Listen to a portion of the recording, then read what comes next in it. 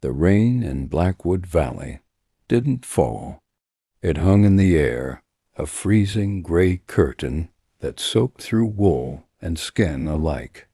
Elias Thorne adjusted his glasses, staring up at the structure that would be his prison for the next month.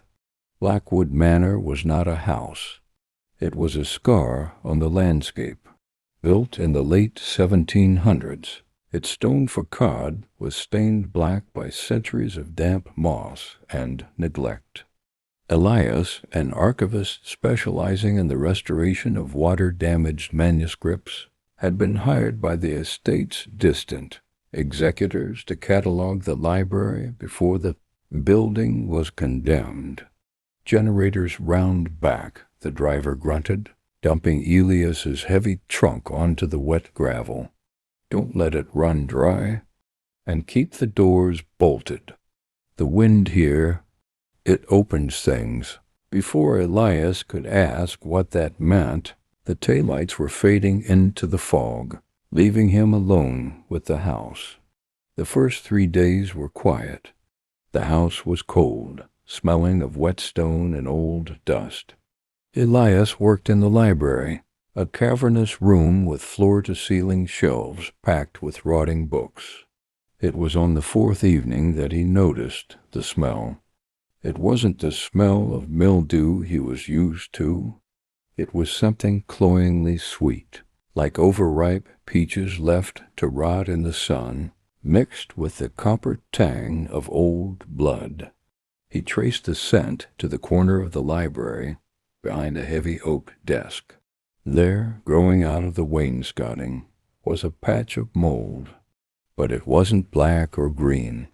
It was a vibrant, pulsing violet. Curious, Elias whispered, kneeling to inspect it. He took a sample with his penknife. When the blade sliced the fungus, a thick red sap oozed out. He bandaged his finger where the knife had slipped, a tiny nick, and went to bed. That night he dreamed he was buried in warm, wet earth, and that roots were gently threading through his ribs, holding him close like a lover. By day 7, the patch of violet mold had tripled in size. It now covered the corner of the room and was creeping up the velvet curtains. Elias scrubbed it with bleach. The chemicals fizzed, and he swore he heard a low, chittering sound, like the legs of 1,000 beetles scuttling on glass. When he woke the next morning, the mold was back, brighter than before. His finger, where he had cut himself, was throbbing.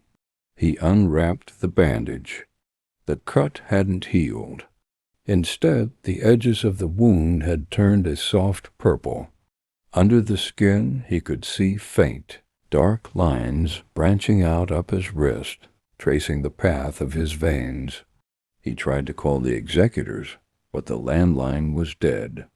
The storm outside had turned into a gale, battering the windows with a rhythm that sounded like frantic knocking. Elias found the journal on the 10th day, hidden inside a hollowed-out encyclopedia. It belonged to the original owner, Arthur Blackwood. The handwriting started elegantly but deteriorated into jagged scrawls towards the end. October 14th, 1792. We dug too deep for the cellar. We found the cavity. It breathes. It does not want us to leave. The sweetness. It is intoxicating. November 2nd, 1792. My wife says she hears them singing in the walls. I told her it is the pipes. But today I saw the wallpaper ripple. It is hungry, not for food, but for potential, for biomass. December 20th, 1792. I am not sick. I am becoming. The garden is inside me now. The last page was stuck together with dried violet fluid. Elias dropped the book. The room felt smaller. The shadows stretched long and thin, looking less like darkness and more like tendrils. He looked at his hand. The purple lines had reached his elbow. He felt a tickle deep in his throat and coughed. Something wet and fleshy landed in his palm. It was a small violet spore. Panic set in. Elias grabbed his keys and ran for the front door. He grabbed the heavy iron handle and pulled. It didn't budge. He pulled harder, bracing his foot against the frame. The wood of the door seemed to groan. He looked closely at the seam where the door met the frame. It wasn't locked. It was fused. Thick, woody vines had grown through the cracks, sealing the door shut with the strength of steel. He ran to the windows. The glass was obscured by a thick, pulsing web of fungal matter from the outside. The house was sealing him in. The electricity cut out. The generator had died. In the silence he heard it. The house was moving. The floorboards above him creaked, not with the settling of wood, but with the weight of footsteps. Wet, slapping footsteps. Elias retreated to the library, the only room with a fireplace. He built a fire with the rotting books, the flames casting wild shadows. He sat in the center of the room, clutching a fire poker. "What do you want?" He screamed into the darkness. The answer came not as a voice, but as a vibration in his teeth. The sweet smell became overpowering. From the shadows of the upper gallery, a shape emerged. It looked human, roughly. It wore the tattered remains of 18th century clothing. But where a face should have been, there was only a blooming violet flower, its petals twitching like fingers. It was Arthur Blackwood, or what was left of him. The creature didn't attack. It simply stood there, radiating a terrible sense of peace. "Join us," the thought appeared in Elias's mind. "The pain of being alone. It ends here. We are the root and the rot." Elias swung the poker. He struck the creature in the shoulder. There was no crunch of bone, only the wet squelch of cutting into a pumpkin. The creature stumbled back, emitting a cloud of golden dust spores. Elias inhaled them before he could stop himself. He fell to his knees, choking. The fire in the hearth seemed to turn green. The pain in his arm vanished, replaced by a warm, fuzzy numbness. He looked at his hand. The fingers were fusing together. His fingernails fell off, clattering onto the floorboards like dropped coins, revealing fresh, white roots underneath. He tried to scream, but his tongue felt too large for his mouth. He realized with a detached horror that he wasn't afraid anymore. The fear was being metabolized, eaten by the fungus to fuel the change.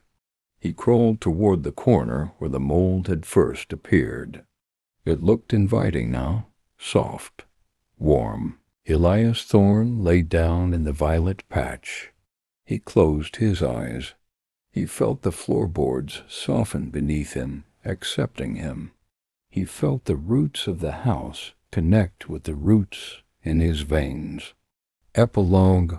6 weeks later, a demolition crew arrived at Blackwood Manor. "Place is a biohazard," the foreman said, covering his nose. "Look at this damp. Rot's eaten the whole structural integrity." They found the library. The foreman shone his flashlight into the corner. "God Almighty," he whispered. In the corner, rising from the floor, was a beautiful, grotesque statue made of wood and fungus. It looked vaguely like a man curling into the fetal position, his face peaceful, blooming with violet flowers. "Looks like a piece of art," one of the workers said, reaching out to touch it. "Don't touch it," the foreman snapped. "Just burn it. Burn it all down." As the worker poured the gasoline, he didn't notice the tiny cloud of golden dust rising from the statue's mouth, drifting silently onto his jacket, ready to go home with him. The house screamed as it burned, but the root had already found new soil.